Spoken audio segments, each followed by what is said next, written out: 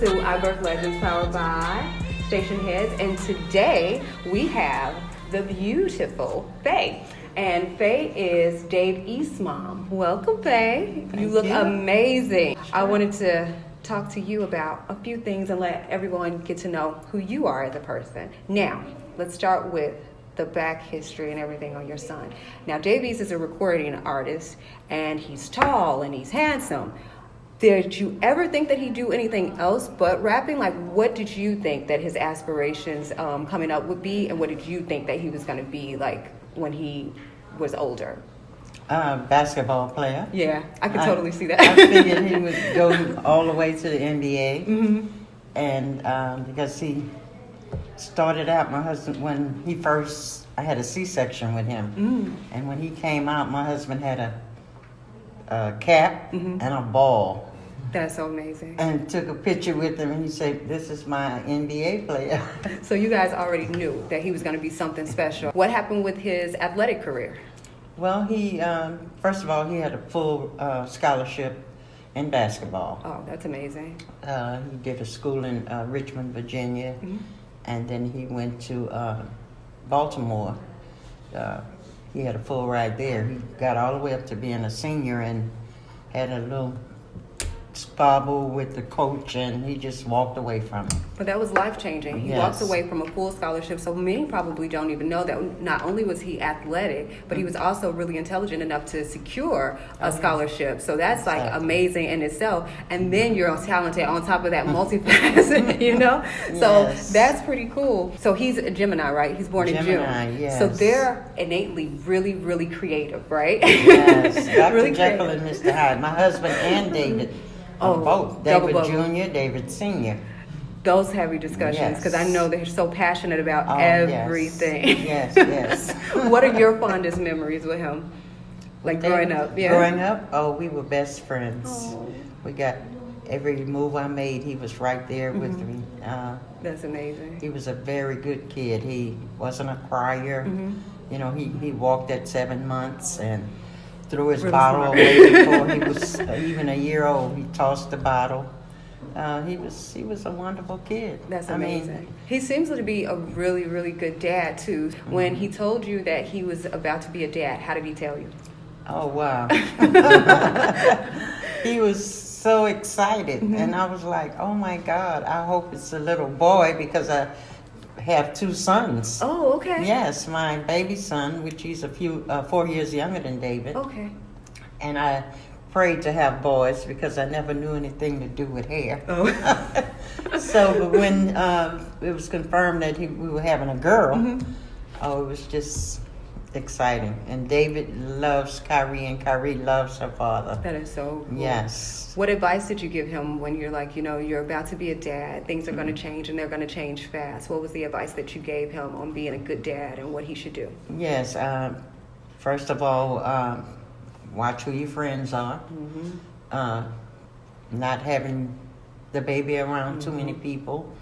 Yeah, absolutely. You know, and then just teaching her from his knowledge. Yeah. Because he was very, very smart from first grade all the way up to senior. David was like an honor student. One of the things that you always wanted to protect your children from are any dangers that are physical or otherwise, like mental, you know. And the social media thing nowadays is so crazy. It's like when my son first got signed, I can remember like there would be professional trolls and they'd be trolling, and I would try to respond to every one of them. Do you have social media?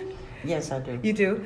So you understand. So you see, do you follow your son's hashtag on social media? Yes. Yes, and I be wanting to comment so much. He's like, Mama, get off of the Instagram. He said, you have to leave it alone. But being in the public eye, it's really easier said than done because you're so vulnerable. Right. So it takes a really strong person. With rearing your granddaughter, do you think you let her be on social media? My 6-year-old has an account. I don't think so. No? But she's already knows how to go and swipe on really savvy, kids' right? YouTube. She knows all of that. My husband just bought her a cell phone. Her own little phone. The iPhone 11? Yes. No, not the 11. Just got the little cricket. Okay, so my daughter she's only actually 3. loves it. Oh, she's 3. She's 3, but she knows how Really to handle smart. it. Does she have a lot of her dad's traits, you would say? Yeah, they kind of shimmy on the same thing, you know. But she loves to cook. She's always with her little pots and pans. She wants to serve you and, you know, give you a little tea or whatever. I think maybe she might be a professional chef or something. Travels abroad. Yes. That would be amazing. That would totally be amazing. What's your favorite dish? I know you cook up a lot as moms. We always got something cooking. Mm-hmm. What's his favorite dish for you to prepare? He's touring. He's on the road for a long time. He's like, Mom, when I come back, I want you to make... Yes. Smothered steak. Ooh. Rice, filled peas. Uh-huh. And that's it. He loves that. That sounds Just amazing. give him steak and rice and peas, and he's excited Good to go. about it. He's good to go. So if we're cooking up a recipe and you had to say, okay, this is the recipe to make a legend. So how did you make your legend? What was your recipe? So let's say, hypothetically, I say 1 part of kindness, 1 part of respect, understanding. What would you say your recipe was for making a legend? Well, first of all, we, always told him to respect his elders, be kind to his friends, his brother, be kind to his brother. Absolutely. You know, have respect for me, and his father. You know, like I said earlier, David was a really good kid. You know, I didn't have any problems with him. You know, later on in life, you know, he did have a little confusion, but he knows how to overcome all of that. That's amazing. Mm-hmm. So you find out, and he's like, Mom, how did he tell you that he was signed? Like, what was that story like when you knew your life was forever changed? Wow. Well, he first of all, when he gave us a call and said, "Guess Over what?" the phone. Over the phone. I was like, "No, David, really?" He said, "Yes." He said, "I'm on my way. I got to show y'all the paperwork and everything." That's amazing. And then he decided, once he realized he was having Kyrie, the baby, he wanted me and his father to be close with them. Absolutely. You know, he wanted us to be right there to help take care of the kid and all, you know. I think that's important for a family to continue to stay around, and even like their children, because I'm a grandmother too. I had my first grandson, and my son, and it was like I felt that we needed to be closer, and their children will never know any struggle like they did, you know what I mean? Right. But they still need that balance and that no, you can't do this, and no, just because we can afford it don't mean you can have it. Exactly. Like the same values, Exactly. you have to instill in them. So you guys moved closer to him, but did you stay inside of like the surrounding neighborhood, or did you like move far away from where you were before? We moved far away. We moved far away. Yeah, I thought that was important for Right. us too. Like the moment that my son signed, we moved away because I felt that, people will love and respect you, but then there are other people that will envy you for the things that you have. So Exactly. it's really important to, remove yourself from those things and those beings sometimes, you know what I mean? What was his first major purchase that he got you? Like, okay, this is my mom, she's put in so much work, let me spoil you. What was the first big thing? A car. What? What kind of car? Well, the car of my choice. Yes. I wanted Chevrolet Equinox. What color? Blue. Oh, I'm a red.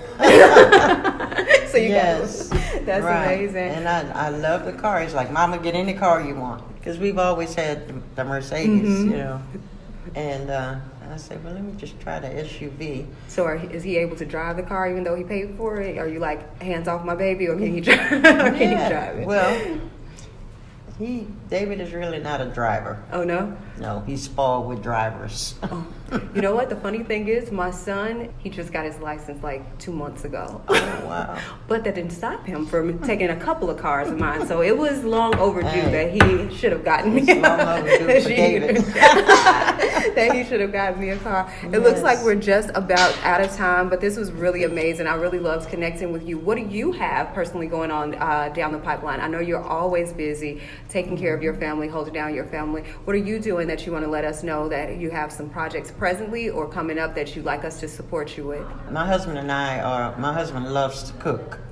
So we're considering maybe getting a little barbecue place down the line sometime. That would be amazing. Either here in the city or maybe on the borderline of New Jersey, New York. Oh, that somewhere sounds in that good. area. All of your recipes, I'm thinking. Yes, yes.